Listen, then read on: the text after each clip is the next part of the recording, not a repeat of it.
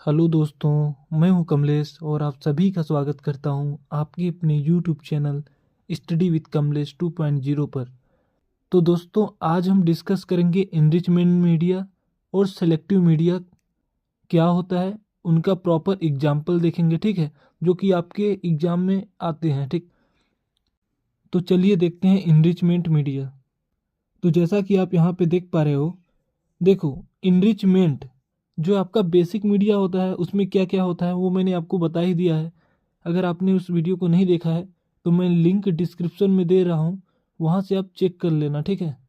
आप बैक्टीरिया का कल्चर कर रहे हो और उस कल्चर में एक से ज़्यादा बैक्टीरिया हैं, मान लो दो तीन हैं, ठीक है, मान लो चार पाँच, कुछ भी, एक से अधिक है, लेकिन आपको चाहिए कि भाई मेरे को ये पर्टिकुलर बैक्टीरिया का ही ग्रोथ चाहिए और बाकी जो अनवांटेड है, यानी जिसकी हमें ज़रूरत नहीं है, उनका हमें कोई मतलब नहीं, और जो हमें चाहिए उसका केवल ग्रोथ कराना है। ठीक, तो हम इनरिचमेंट मीडिया का यूज करते हैं। देखो, सेलेक्टिव मीडिया भी यूज कर सकते हैं, क्योंकि इनरिचमेंट और सेलेक्टिव दोनों एक ही जैसे होते हैं। बस डिफरेंस कहाँ पे आती है, जो इनरिचमेंट होता है ना वो लिक्विड मीडिया होता है, जबकि जो सेलेक्टिव मीडिया है वो सॉलिड मीडिया है। बस इतना सा अंतर है। तो दोस्तों, यहाँ पे लिखा है मिक्स्ड कल्चर में यदि एक से ज़्यादा बैक्टीरिया हो तो जिस बैक्टीरिया को आइसोलेट करना है, जिसको हम वांटेड बैक्टीरिया बोलते हैं या फिर अपने लिए डिजायर बैक्टीरिया बोल सकते हैं, ठीक है, जिसमें आपको इंटरेस्ट है तो इंटरेस्टेड बैक्टीरिया भी बोलते हैं, और यदि केवल उसको ही ग्रो कराना है तो दोस्तों यहाँ पे कोई कल्चर प्लेट है और इसमें बहुत सारे अलग अलग टाइप के बैक्टीरिया हैं, जैसे साल्मोनेला है, सीजेला है, ठीक है, जिसमें हमको केवल साल्मोनेला का ग्रोथ कराना है। ठीक, केवल साल्मोनेला, बाकियों से हमें कोई मतलब नहीं। तो हम क्या, ऐसी सिचुएशन में हम इनरिचमेंट मीडिया या फिर सेलेक्टिव मीडिया का यूज कर सकते हैं, ठीक है, क्योंकि हमें एक पर्टिकुलर बैक्टीरिया की ग्रोथ करवानी है। ठीक, तो यहाँ पे आप देख पा रहे हो क्या लिखा है कि जब किसी लिक्विड मीडिया में ऐसे सब्सटेंस ऐड कर दिए जाएं जो वांटेड बैक्टीरिया की ग्रोथ को स्टिमुलेट करे, यानी कि सपोर्ट करे, और अनवांटेड बैक्टीरिया को इनहिबिट करे, यानी जो बैक्टीरिया हमें चाहिए उसी को बस सपोर्ट कर रहा है, उसी का ग्रोथ कराएगा, और जो बैक्टीरिया हमें नहीं चाहिए उसको वो मार दे। ठीक, कुछ ऐसा सब्सटेंस प्रोड्यूस करे जिससे जो अनवांटेड बैक्टीरिया हैं वो किल हो जाएं या फिर उनकी ग्रोथ रुक जाए, तो इसे एनरिचमेंट मीडिया कहते हैं। और ये जो सब्सटेंस होते हैं ना वो लिक्विड मीडियम में ऐड किए जाते हैं। मतलब जैसे देखो, कोई लिक्विड मीडिया है, उसमें कुछ आप ऐड कर दे रहे हो, कुछ ऐसा ऐड कर दिए जैसे एंटीबायोटिक्स और कुछ भी सब्सटेंस होते हैं जो कि केवल आपकी जो डिजायर बैक्टीरिया है, जो केवल वांटेड बैक्टीरिया है उसकी ग्रोथ करवाएगा, और बाकी जो अनवांटेड बैक्टीरिया है उस उन सभी को मार देगा। तो ऐसे मीडिया को ही बोलते हैं इनरिचमेंट मीडिया। ठीक, तो दोस्तों, जो सिलेक्टिव मीडिया है और इनरिचमेंट मीडिया है उसमें केवल एक ही अंतर है।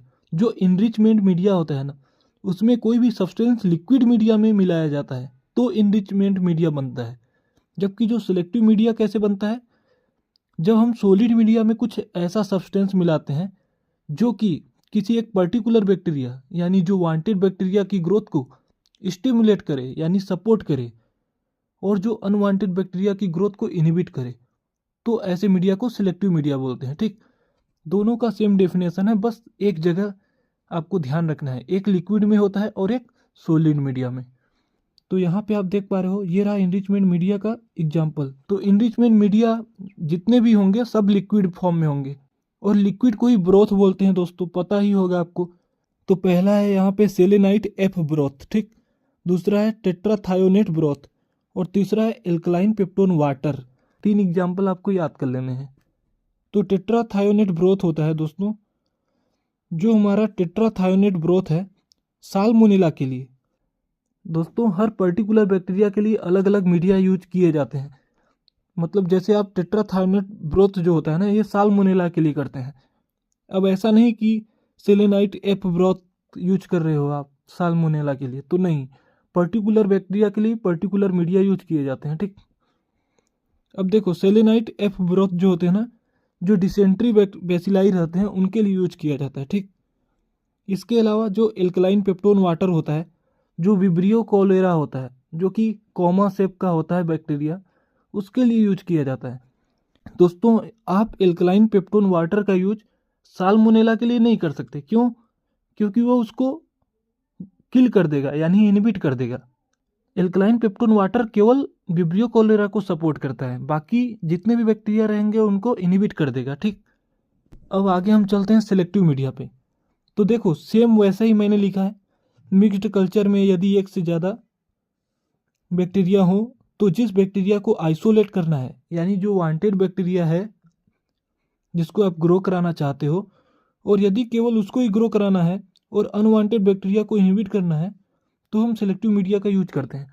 सेम ऐसे ही चीज़ हमने इनरिचमेंट मीडिया के लिए भी यूज किया था। ठीक, तो दोनों में बस मैंने अंतर बता दिया, आप समझ लो बस इजी वे में। और देखो यहाँ पे क्या लिखा है, जब किसी सॉलिड मीडिया में ऐसे सब्सटेंस ऐड कर दिए जाए, यहाँ पे देखो सॉलिड मीडिया है, जबकि इनरिचमेंट में यहाँ पे लिक्विड मीडिया था। बस यही अंतर है, बाकी सारी चीज़ें सेम रहेंगी। जो वांटेड बैक्टीरिया की ग्रोथ को स्टिमुलेट करता है और अनवांटेड बैक्टीरिया को इनहिबिट करता है, तो उसको बोलते हैं सेलेक्टिव मीडिया।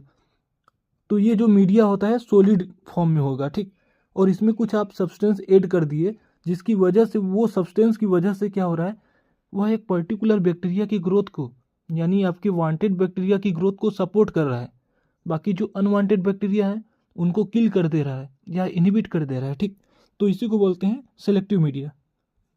तो सेलेक्टिव मीडिया के एग्जाम्पल आप देख पा रहे हो यहाँ पे। पहला है DCA, डीऑक्सीकोलेट सिट्रेट अगार। दूसरा है लोवेंसन जंसन मीडियम। तीसरा है मैकोंकी अगार।